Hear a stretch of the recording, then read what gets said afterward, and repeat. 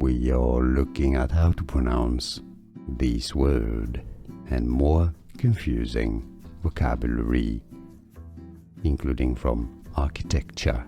Stay tuned. East Asian tower, type of tower.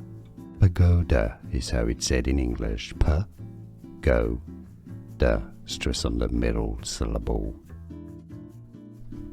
We are looking at how to pronounce this word and more confusing vocabulary, including from architecture.